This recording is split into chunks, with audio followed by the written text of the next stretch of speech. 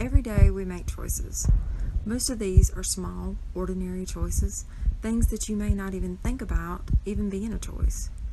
We wonder what we're going to have for breakfast, what we might wear to school or to work that day, or something as small as what kind of movie we're going to watch for movie night. Will it be a comedy or a horror movie? But what if the choice you were about to make was something a little more important than that? What if it was a lot more important than that?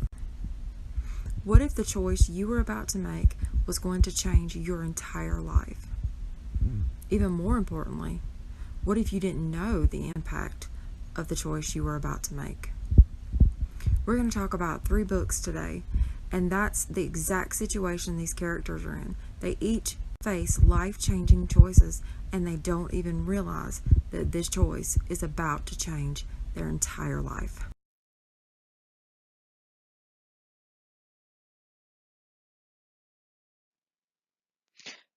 In Jacqueline Woodson's novel, Beneath the Meth Moon, Laurel's a 14-year-old girl from Mississippi. She's already experienced much more tragedy in her life than someone her age should ever have had to experience.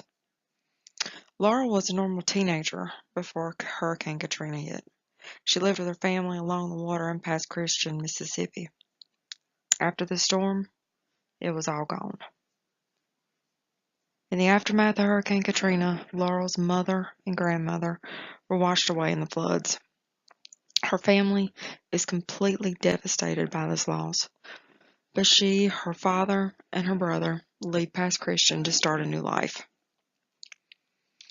After Laurel's father lands a job in a small town in Iowa, Laurel joins the cheerleading squad at her new school at the urging of her new friends.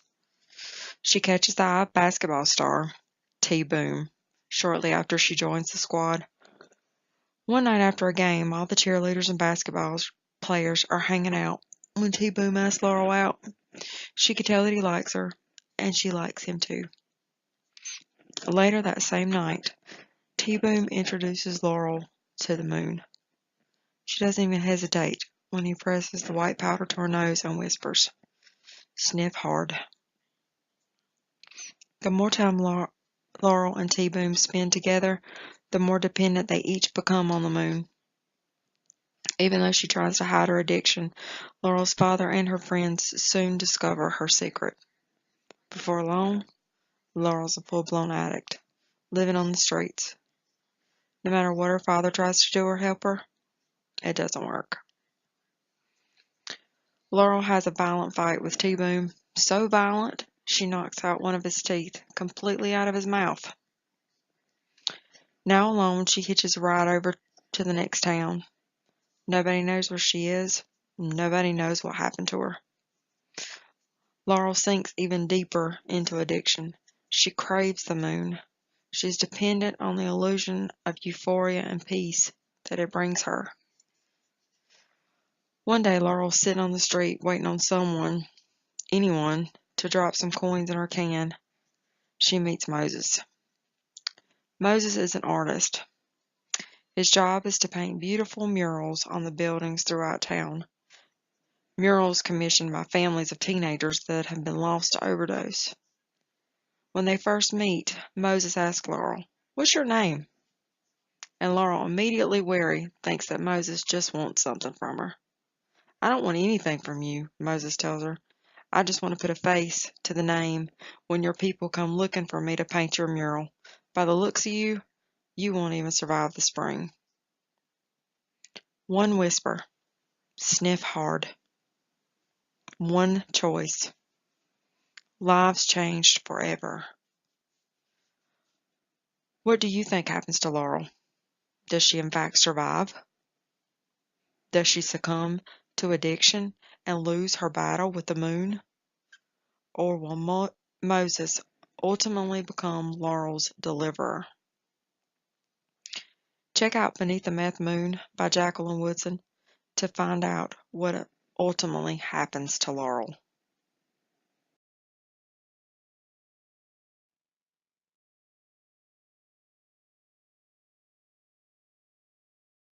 In Brian Bliss's novel, We'll Fly Away, we discover a tale of great friendship. The bond of loyalty between friends Luke and Toby is like one many will never experience in their lifetime.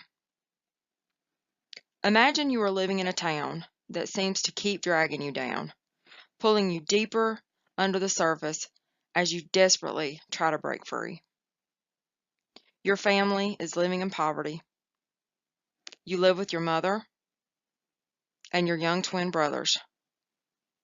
You go to school, you go to wrestling practice, and you come home to take care of your brothers. This is your life. You have to scrape by and basically beg for food to make sure yourself and your brothers are fed.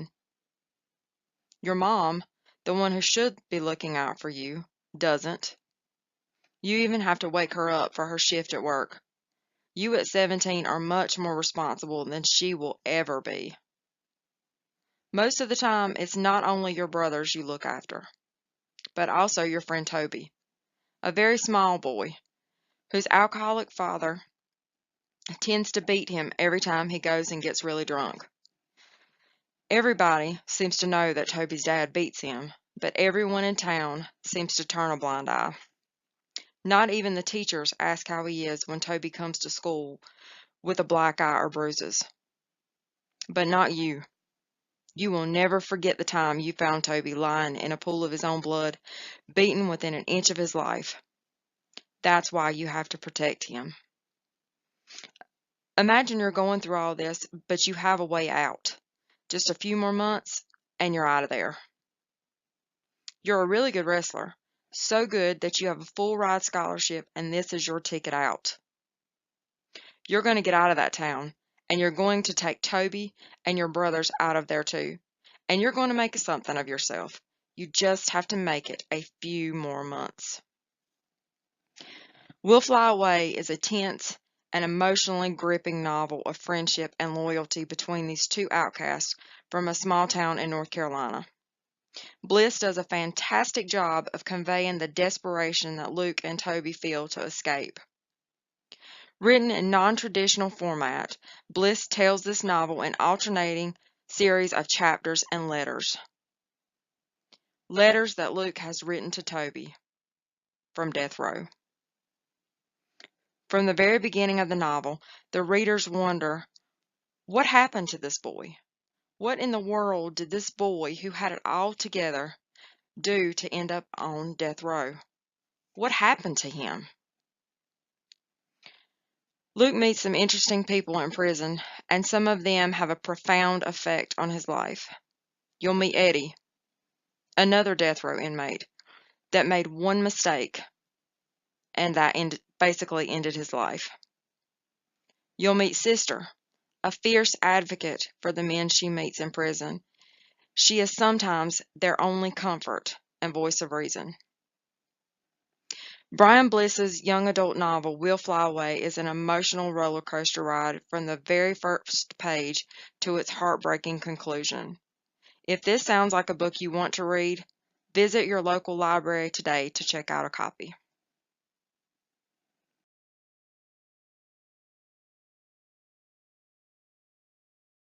Long Way Down by Jason Reynolds is a novel that largely takes place in an elevator and in a time span of just several minutes.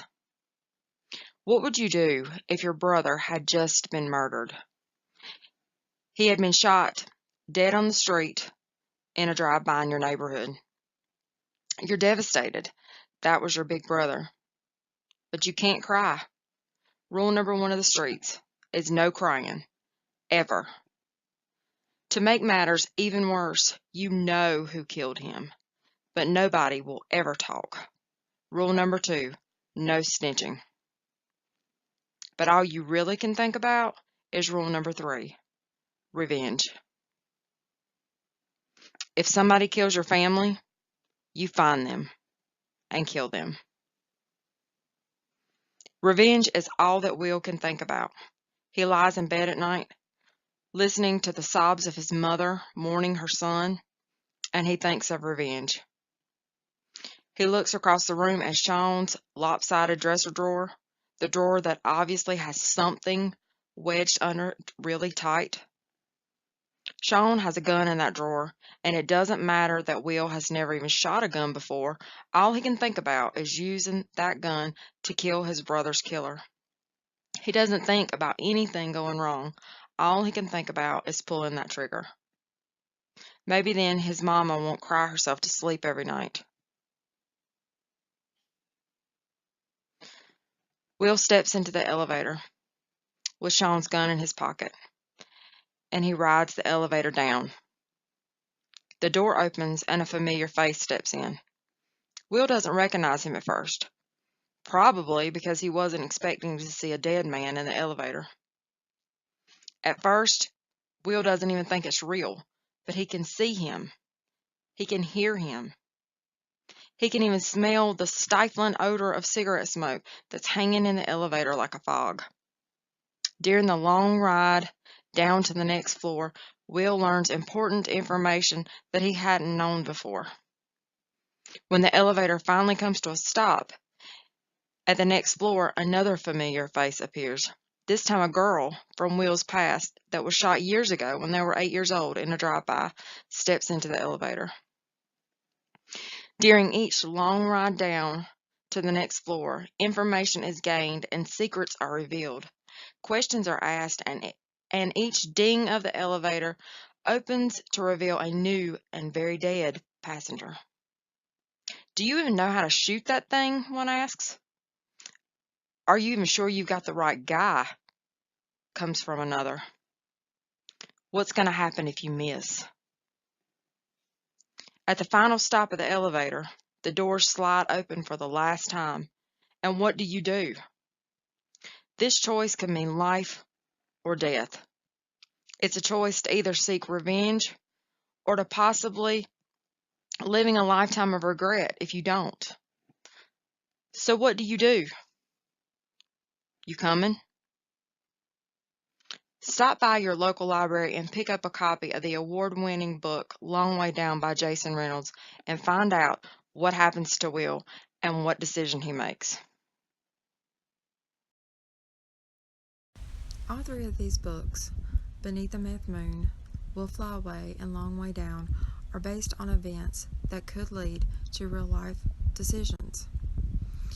In these pages, Laurel, Will, and Luke face decisions that will change their entire life. They didn't even realize it at the time.